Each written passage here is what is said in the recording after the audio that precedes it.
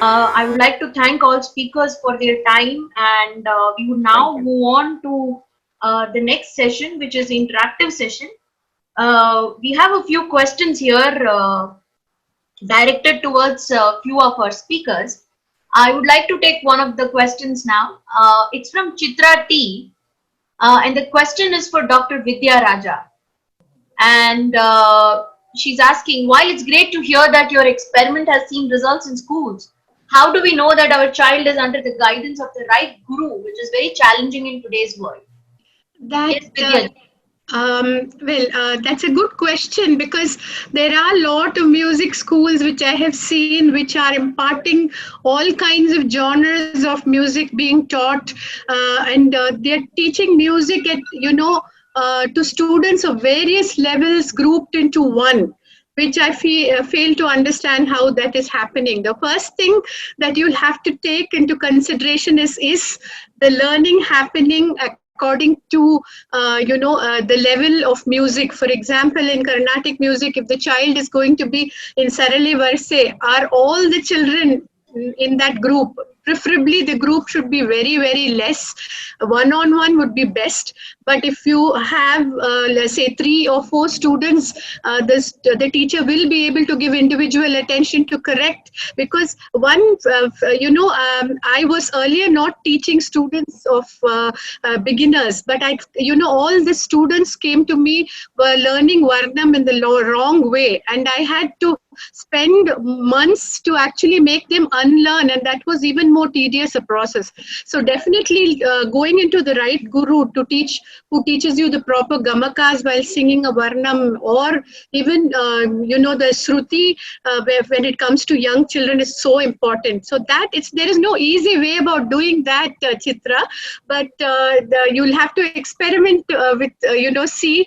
And it's more difficult when parents having no knowledge of music. They are the ones who get misguided, who land up with the wrong guru. It's so unfortunate, but there should be some system to actually get this recognizing a good guru. But definitely I would say, if your child is learning, and if you happen, there are many big names who are giving coaching on the internet, and even in the, suppose you are in a place like Bangalore, there are big gurus where you can send even a small recording of 1 minute to a guru, and he in a minute will be able to tell whether your guru has taught you correctly or not, because it doesn't require the child to sing a whole concert to realize that. So definitely you need to have some checks in between to check whether you are in the right process. And definitely I would discourage going into a music school where they have all kinds of levels, Sarale Varse, elders and everyone grouped into one, and just a 5 minute time given to everyone. And I don't know how that works. It seems a little chaotic to me. But and also preferably the age group should be the same. Even that matters while teaching. Even if it is a Sarale Varse group, if you have a third standard level group and you have 6-year-olds, 6-year-old children, when you teach them, you have to look into their face to be when you teach them. Otherwise, the moment your face goes this way, they lose focus. So I hope these small tips will help you choose the right guru. Yes, thank you, Vidyaji. Our next question is from Pooja Iyer, and the question is for Dr. Vidya again and Rukmini Vijay Kumar. So we will ask Rukmini to answer first. Beautiful way of bifurcating the child's interest and showing us the difference between academic studies and the arts. The child is very young. Her child is 22 months. She's a Bharatanatyam student. The question is, what is the right age for a child to start learning Carnatic music or Bharatanatyam dance? Rukmini, are you here? Oh yeah. Can you hear Yes. me? Yeah. I think the right age for any child to start dancing is around 7.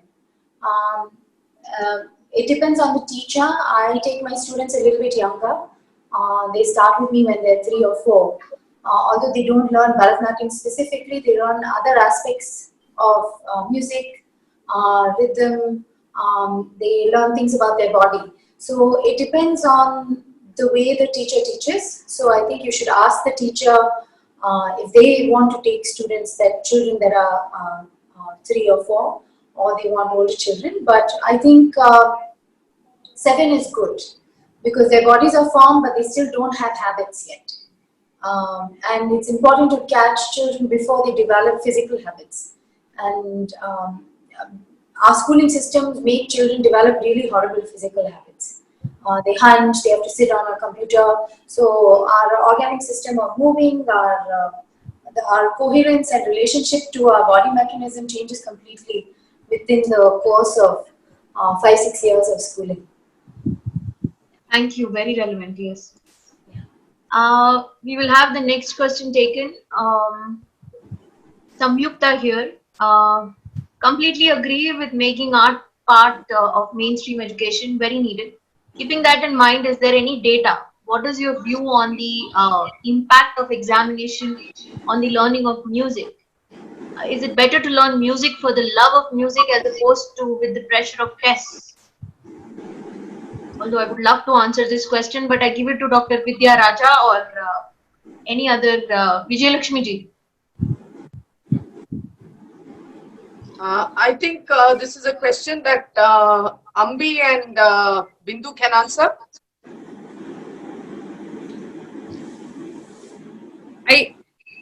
I think that it's really important to learn any art for the love of it. And Rukmini, I don't know whether you agree with me. I know we've had a conversation about this actually earlier, so I do know that you agree with me about how certificates and diplomas and grades and all are not as critical as just developing a love for the art form and music. And I think it's really important to pursue an art just for the sake of that.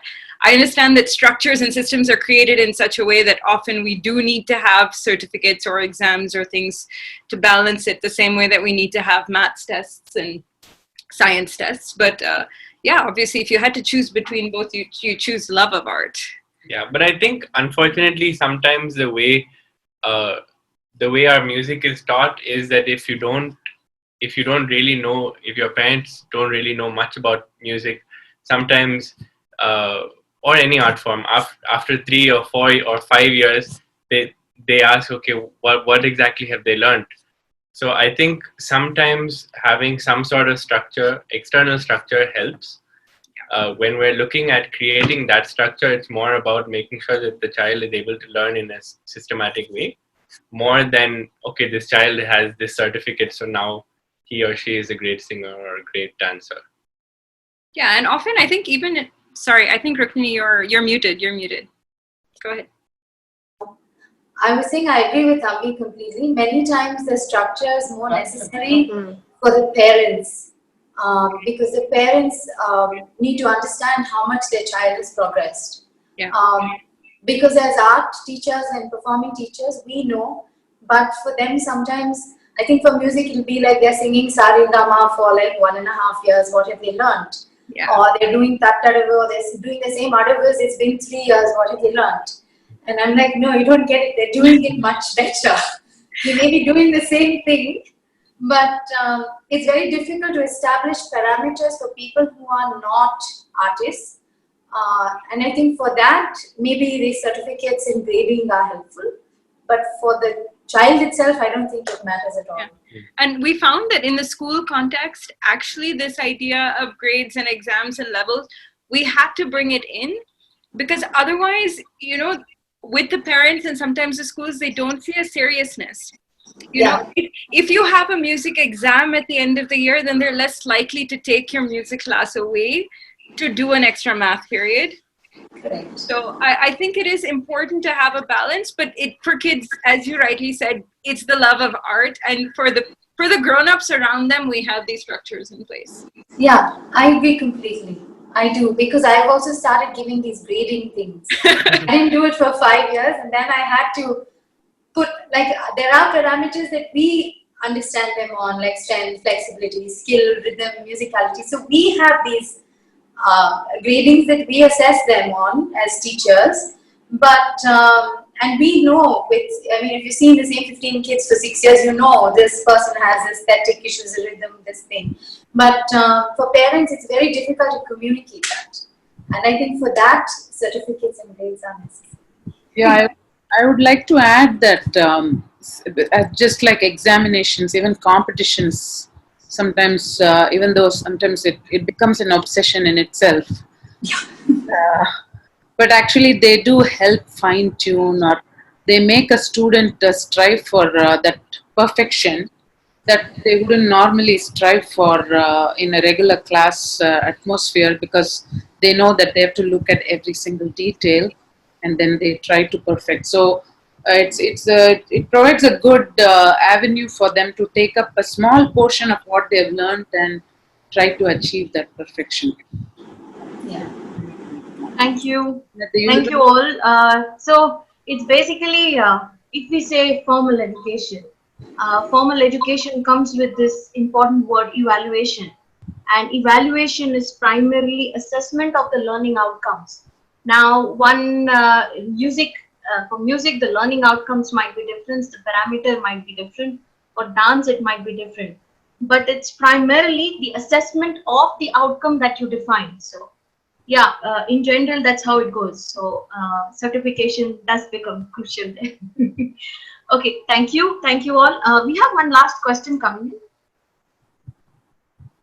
Teaching slow learners, if any, and their improvement, to Dr. Vidya Raja.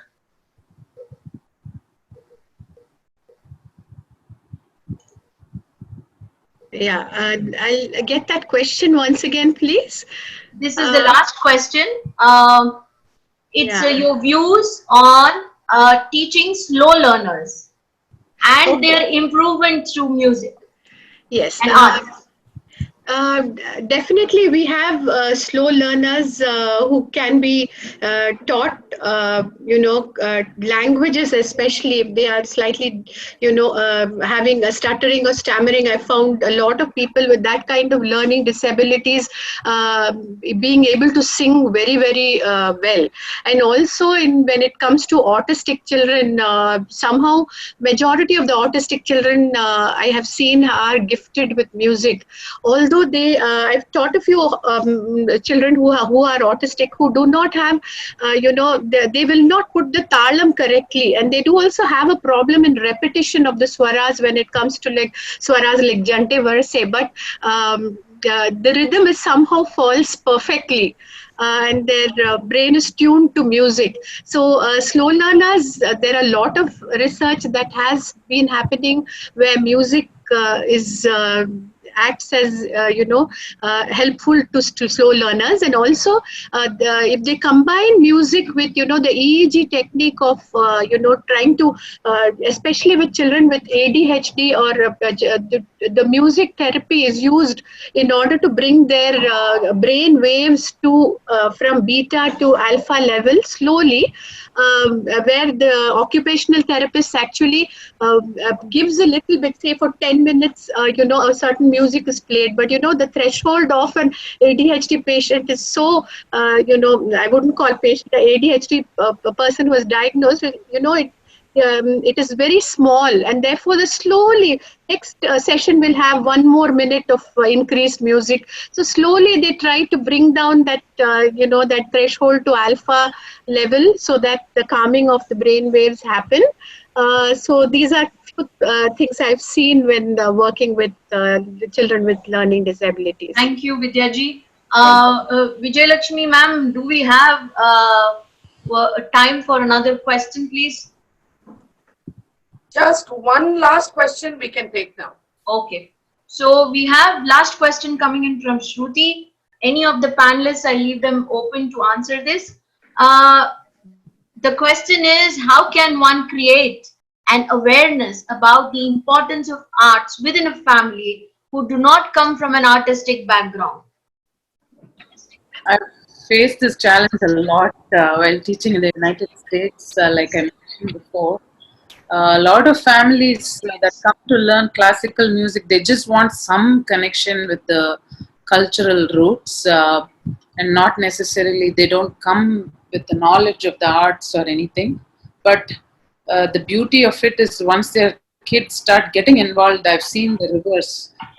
Through the kids, the parents start getting involved, and this this has worked with so many families that I've interacted with over the last 20 years, and it's really interesting. And one other thing that I gently try to tell these families, parents especially, is to slowly I give them a list of artists they could listen to, and ease them into a culture of listening and attending concerts and getting involved with the arts at various levels. And I leave it to other people also to answer. Thank you very much. Thank you all for a very enriching session.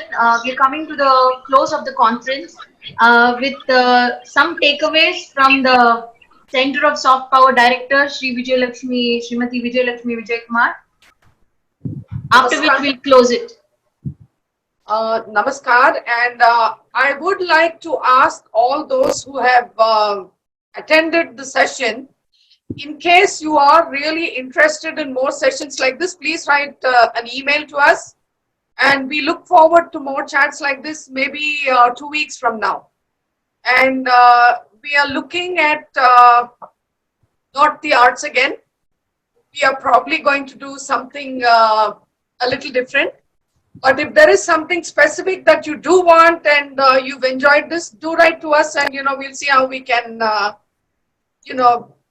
enable that to happen for you. But I think we've had a really interesting session, and it's really I must thank all the speakers for setting aside precious 2 hours. I know in an artist's life, 2 hours seems like an endless period of time. And, I had a lot of them asking, do we really have to stay for the entire session? Can we go away after we speak, etc.? But, they've all stayed. So I think we're really fortunate that we have had a really good group of younger and older people on the panel. And thank you all very much. And we look forward to meeting you all again soon. Thank you very much, and namaskar. Thank you. Thank you.